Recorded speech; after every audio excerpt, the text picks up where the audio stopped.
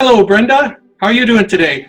Oh, I'm very good, Chili. How are you? I am freezing, but that's the way I like it.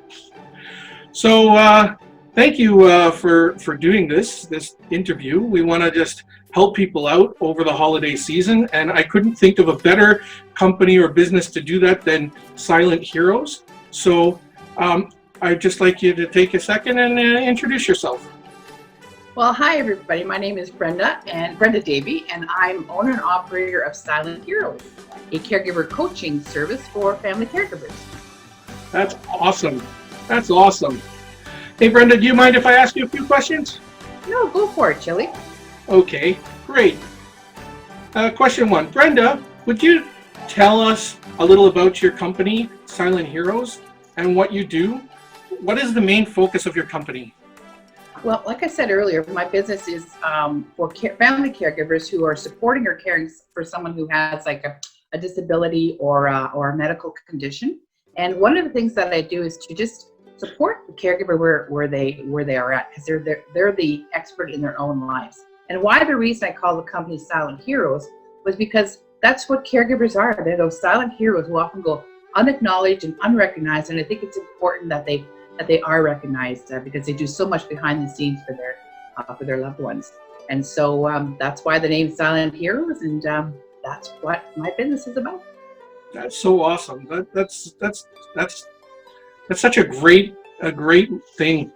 So, Brenda, what motivates you to want to help families and caregivers, especially those family members caring for someone with dementia? Well, a couple of things. First of all, caring for someone who is, like I said, who has a chronic condition or a disability can be very exhausting. So here's what happened. In my own life, I had my mom. She was living with Alzheimer's disease for about 9 years, and I was a long distance caregiver.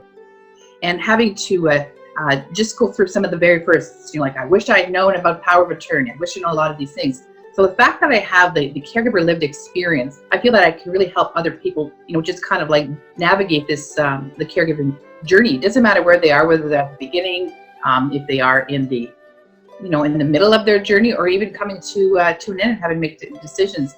That's where I feel I fit in, because I have the experience and I also understand. Specifically with someone with dementia, studies have shown actually that people with who are carers to someone with dementia have actually more stress and are more susceptible to depression than caring for some other conditions. And so I have a special place in my heart for that, and they're the ones that need the emotional and social support. So I feel I bring that to the table.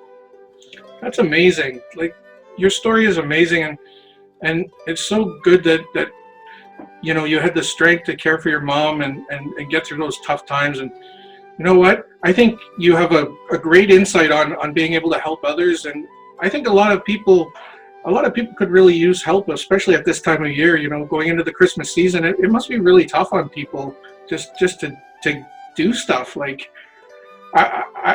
I'm so happy that I could do this with you today. Like, your story is just amazing, and I really like your business model, and I think there should be even more business like that, and I think a lot of people could use your services because you have a caring heart, and I've known you for a long time, and I just think you're a genuine person, and it's just such a wonderful gift to know you. So I thank Jesus that he sent me as a friend to you. Well, thank you, Chili. You're welcome. You know what, Brenda, could you, if you don't mind, could you offer any helpful suggestions that might help those caregivers watching right now to ease their burdens and that are placed on them over the holidays? Well, a couple of things. I'll talk a little bit about what could be helpful to someone who has caring for someone for dementia. I think one of the biggest challenges is communication. When people try and communicate in the same way that they've always done, it creates a lot of frustration. So I'll just give this little tip that I've offered many caregivers. If you can remember not to argue, reason, insist, or correct the person, you'll get a lot more involvement with the person, because it's about connection. It's not about correction. And again, their brain is telling them different messages than my brain would receive, because their brain is injured and is ill. So again, just having some of these basic common communication strategies can be very, very helpful. So that's to help someone who's caring for someone with dementia. On the part of for the holidays, this is a really unprecedented time because not only are caregivers sometimes, at more stress, then you throw in the holidays, and then now you have a pandemic on top of that. Yeah. So a couple of things that I would suggest to people if they're celebrating this Christmas is to pick and choose what is going to give yourself permission to choose what's going to make a holiday for you. If you don't want to have a big Christmas dinner and you just want to order takeout, that's okay. Yeah. It frees you up from guilt. It frees you up from the need to having to please people. It's kind of like what can you take away? And I think on a final note, what would be helpful as well is to remember that even though we're under restrictions and many things that are canceled, there are things that are not canceled. Love is not canceled. Music is not canceled. Christmas, in terms of why we're here, celebrate the birth of Jesus, that's not canceled. Amen. And we can do a lot of outdoor activities. So if you're able to do that with someone who you're caring for, these are some of the options. And again, when you're feeling under a lot of stress, it feels like there's no options. But again, if you can pause and just remind yourself what's not canceled, sunshine, like I said, and laughter, and technology, we can still reach out to people. So those are some of my tips for helping people who are used to the holidays. We're doing it virtually this year. And another reminder is that even though you're doing it, this is maybe a one-off this year, we're not going to have a pandemic every year. If you can't celebrate Christmas in December, well, make a time to gather with your family, perhaps in July, and celebrate then. Those are my tips. Those are awesome. I think that will be very helpful to people to keep some of those things in mind, and I think it'll be great to just help people to just maybe simplify things a little bit this year, so that they, everybody tries to make things overcomplicated and struggle through some things, and I think those are great tips to just help people to just understand that it just doesn't have to be so complicated. So thanks for sharing those tips, Brenda.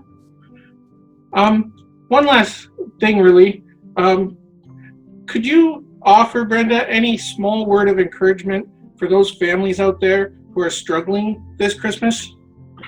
Absolutely. I think the idea of taking it one day at a time, because when you're thinking about uncertainty, when you never know when this COVID is going to end, it can be very, very overwhelming. But just taking the time to take it 1 minute at a time, and chunk down your day into smaller pieces would make it very manageable. The other thing that I would say that would be helpful for people is that if they're looking for someone to talk to over the holidays, that can be the role of a caregiver coach as well. Just to talk to somebody, where are you at, share what's on your heart with somebody else. And that's a service that I can help out with people throughout the holidays. And because it is the holidays, that's my gift to caregivers who are caring for someone over the holidays. So Merry Christmas to those caregivers, and they can call me at 289-689-0791 and book a coaching sessions with Brenda. That's awesome. I'm glad you put that in there. It's so important. And you know what? Like I said, I've known Brenda for a long time. I know some personal families who have gotten help from Brenda, and they have been so helpful to us, to those families. And I just want to say, Brenda, you're amazing. And I'm just, again, so grateful that you're here with us. Now, I know I didn't prepare you for this, but I have one last little question. Okay. And I know this is kind of on the spot, but Brenda, could you, just before we wrap this up for the Christmas holidays, would you share one of your own personal favorite Christmas memories that you had growing up? You know what? I'm going to share one that had to do with my mom. It's so fantastic.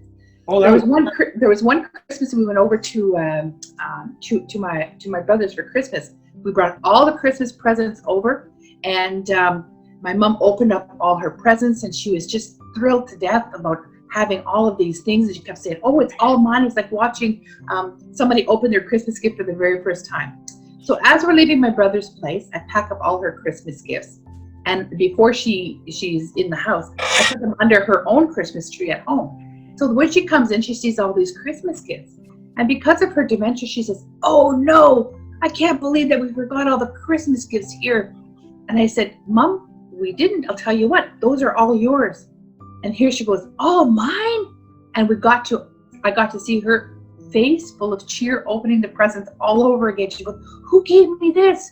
It was like having her revisit the same Christmas morning all over again, but it was just her and I got to share that pure, innocent, childlike joy with her. So that was one very memorable Christmas with my mom.